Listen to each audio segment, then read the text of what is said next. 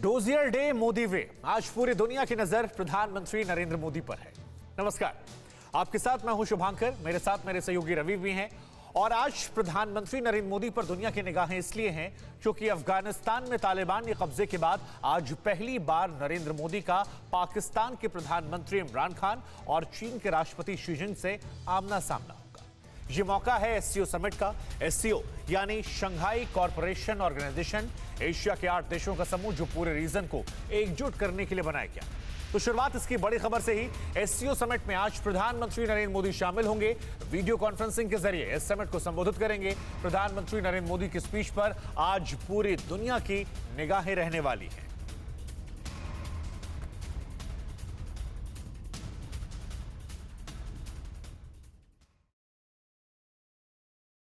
तो एससीओ की यह बैठक काफी महत्वपूर्ण है, लेकिन सबसे पहले आपको बताते हैं कि ये एससीओ है क्या, शंघाई कोऑपरेशन ऑर्गेनाइजेशन है क्या, ये हम आपको बता रहे हैं। तो एससीओ क्या है? तो एससीओ को शंघाई सहयोग संगठन कहा जाता है और ये जो एशियाई देश हैं उनका ये संगठन है। एससीओ दुनिया का सबसे बड़ा क्षेत्रीय संगठन है क्योंकि जितने भी बड़े मुल्क हैं वो इसमें शामिल है। स्थापना 15 जून 2001 को और चीन के शंघाई में हुई थी और इसी वजह से इसका नाम भी यही है। 2017 में भारत और पाकिस्तान इसमें शामिल हुए थे और एससीओ में इस समय दुनिया के 8 देश शामिल है। दुनिया के 8 महत्वपूर्ण देश शामिल है। वो नाम हम आपको बता रहे हैं। कजाकिस्तान है, चीन है, किर्गिस्तान है, रूस है, तजाकिस्तान है, उज्बेकिस्तान है, भारत, पाकिस्तान, ये सभी इसके मेंबर हैं, एससीओ के मेंबर हैं। वो हम आपको बता रहे हैं। चीन, रूस के बाद भारत तीसरा सबसे बड़ा मुल्क है। इंडिया सबसे बड़ा मुल्क है चीन और रूस के बाद इस संगठन का। शांति, सुरक्षा और स्थिरता बनाए रखना, शांति, सुरक्षा और स्थिरता बनाए रखना इसका सबसे प्राइम ऑब्जेक्टिव है, मकसद है। वहीं आपको बता दें कि समिट की शुरुआत से पहले भारत और चीन के विदेश मंत्रियों की मुलाकात हुई है और इस बैठक से बड़ी खबर यह है कि एससीओ समिट से पहले भारत की चीन को नसीहत। भारत को तीसरे देश के चश्मे से ना देखे चीन, ये बात एस जयशंकर ने कही है। भारत और चीन के बीच में डिसएंगेजमेंट पर भी चर्चा हुई। एलएसी पर शांति, बहाली, विकास के लिए जरूरी है, ये बात भारत ने कही। भारत और चीन को मिसाल पेश करनी होगी, यह बात एस जयशंकर की तरफ से कही गई। यानी विदेश मंत्री ने सीधे सीधे कहा है कि भारत को तीसरे देश के चश्मे से ना देखा जाए, मिसाल पेश करनी होगी शांति को लेकर, तभी जाकर एशिया में शांति बनी रहेगी। सुमित चौधरी हमारे संवाददाता हमारे साथ जुड़े हैं। सुमित, जो ये बात बड़ी कही गई है एस जयशंकर साहब की तरफ से कि भारत को तीसरे देश के चश्मे से ना देखा जाए, शांति संवाद के लिए भारत और चीन का साथ आना जरूरी है, इसे कैसे आप देखते हैं और आज ये समिट कितनी ज्यादा महत्वपूर्ण है?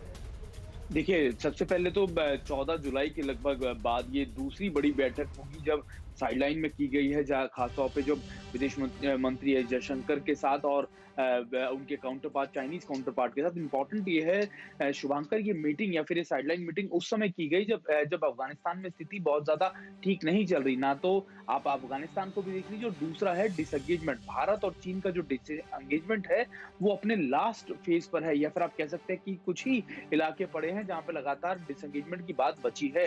तो ये दोनों महत्वपूर्ण डिस्कशन है जो इस साइडलाइन मीटिंग में एक्सपेक्टेड है कि किए गए हैं। और इसमें खास बात यह भी कि अफगानिस्तान को लेकर भारत और चीन स्थिरता या फिर पीस के लिए किस तरीके से अफगानिस्तान में काम कर सकते हैं, इसको लेकर भी कई बातों को डिस्कस किया गया। शुभांकर जी,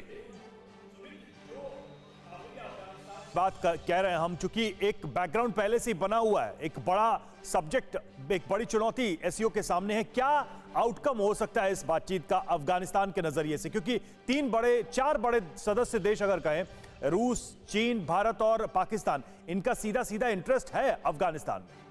देखिए, इंटरेस्ट है, लेकिन अभी सबसे ज्यादा इंपॉर्टेंट है कि वहां पर क्या कुछ सहायता पहुंचाई जा सकती है। अभी आपको याद होगा कि कई इंटरनेशनल फोरम्स में, खासतौर पे कई कंट्रीज ने इस बात की कही कि ह्यूमैनिटेरियन ग्राउंड्स के ऊपर वहां पर क्या क्या चीजें पहुंचाना जरूरी है, क्योंकि वहां पर अभी भी खाने की कमी है, कई ऐसी चीजों की कमी है जिनको लोगों तक पहुंचाना है। तो हो सकता है कि सभी कंट्रीज, एससीओ कंट्रीज जो है वो वहां पर अभी ह्यूमन असिस्टेंस पहुंचाने की बात कहे, लेकिन सिक्योर वे में, और उसका मैकेनिज्म किस तरीके होगा इसके ऊपर डिस्कशन हो सकता है। ये भी डिस्कशन हो सकता है कि किस तरीके से अफगानिस्तान की स्थिति पर एक ऑब्जर्वेशन रखी जाए, ताकि कुछ भी अगर किसी भी देश को खतरा हो बिल्कुल सकता है, बिल्कुल नजर आएगी और देखना होगा कि किस तरीके से इन सभी बिंदुओं पर बातचीत होती है, चर्चा होती है। शुक्रिया सुमित आपका हमसे जुड़ने के लिए। और एससीओ समिट से पहले कई विदेश मंत्रियों से जयशंकर मिले हैं। अपने विदेश मंत्री, भारत के विदेश मंत्रियों के मंत्री की मुलाकात हुई है चीन के अलावा तजाकिस्तान, किर्गिस्तान, उज्बेकिस्तान, ईरान, इन सभी देशों के फॉरेन मिनिस्टर्स के साथ एस जयशंकर की मुलाकात हुई है। ये अहम डेवलपमेंट है उस बैठक के ठीक पहले, एससीओ की बैठक के ठीक पहले। और भारत चूंकि कई सारे देशों को अपने पक्ष में करना चाहता है और अपने ओपिनियन को सारे देशों के साथ साझा करना चाहता है, उस दिशा में भी एक महत्वपूर्ण कदम माना जा सकता है।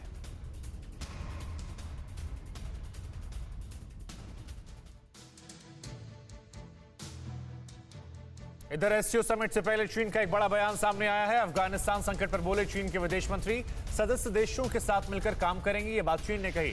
अफगानिस्तान पर सीएसटीओ यानी कि कलेक्टिव सिक्योरिटी ट्रीटी ऑर्गेनाइजेशन की बैठक होगी, जिसमें ऑब्जर्वर देश रूस समेत सेंट्रल एशिया के सदस्य शामिल होंगे।